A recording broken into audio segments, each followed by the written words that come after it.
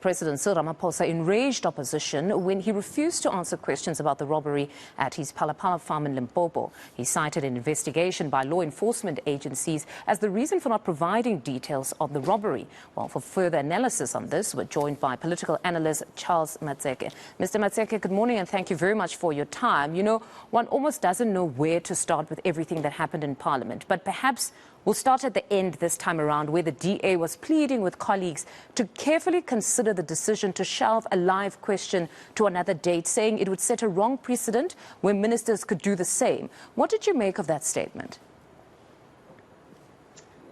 Good morning, ma'am, and good morning to your viewers. The situation was chaotic, as was expected, because I think the blatant disregard by the current sitting president, I mean, to even start with, he did not deem it fit to be present at the parliamentary precinct.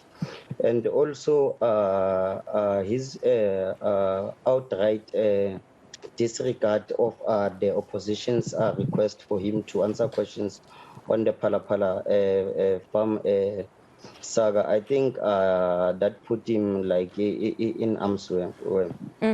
But if we talk about his absence in Parliament, it was stated that his wife is undergoing a procedure, so he needed to be excused for that particular issue.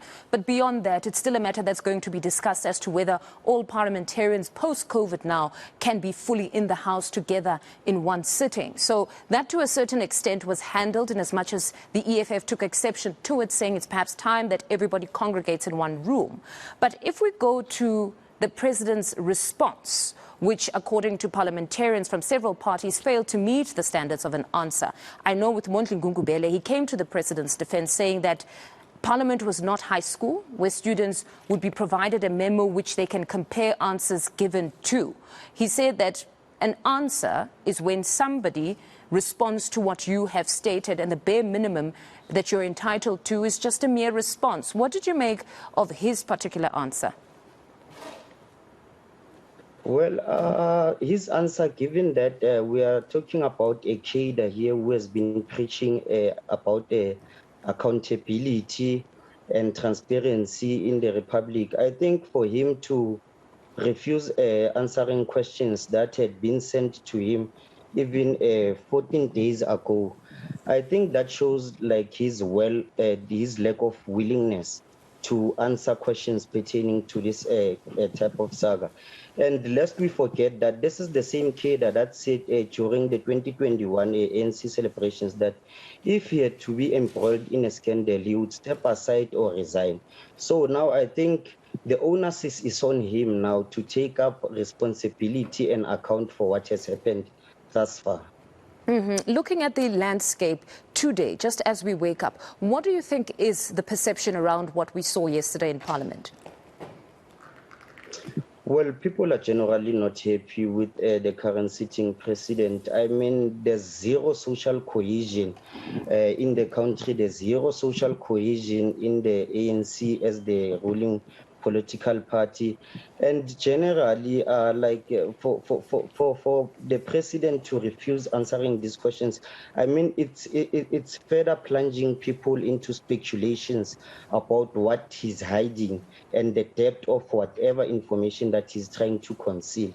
I think it's just raising more eyebrows and further discrediting him as the champion of accountability and transparency. Then to another one that perhaps needs greater deliberation among legal eagles, the aspect around sub judice. Floyd Shivambu rose and reminded parliamentarians yesterday that the president could not necessarily rely on the sub judice argument because the matter was not awaiting a ruling or being considered by any judicial officer. Therefore, he should account to them in that respect, that as far as they know, there could be an investigation. They don't know how far it is, so that could not be used as an argument. What did you make of that?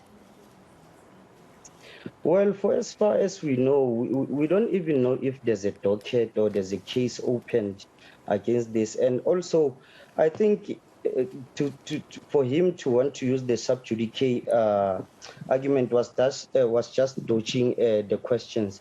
This matter is not sitting before any court, and then this matter, as he usually deals with matters through commissions and courts, this matter is not sitting through any commission. It's not sitting before any court.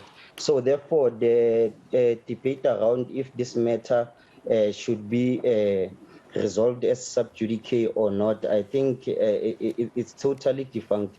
The president cannot avoid questions based on the fact that this matter is not sub judice at all. When we started the conversation, you said Parliament was chaotic yesterday. Let's talk about that environment itself, the decorum of the House, or lack thereof. I mean, at some point, Hoppapo was so infuriated, he even told EFF members that he's not scared of them. I mean, one assumed that if those on the other end, online, if they were physically there, perhaps there would have been a physical fight. We heard terms like Domkop, German cuts.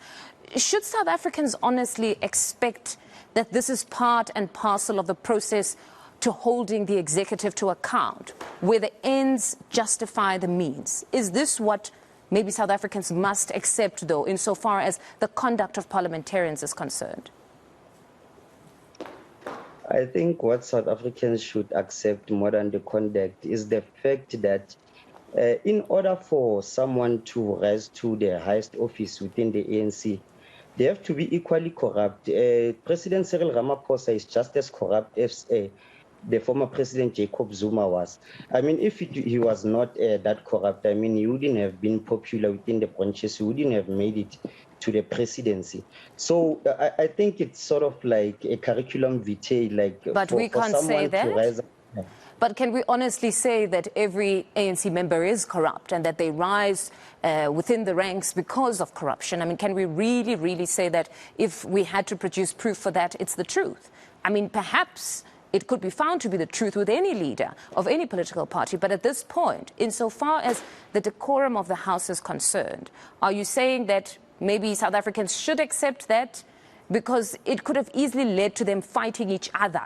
That, yes, holds the executive to account, but the type of terms that were used among each other, is that what South Africans should be subjected to, or there's a better way to get to the same result?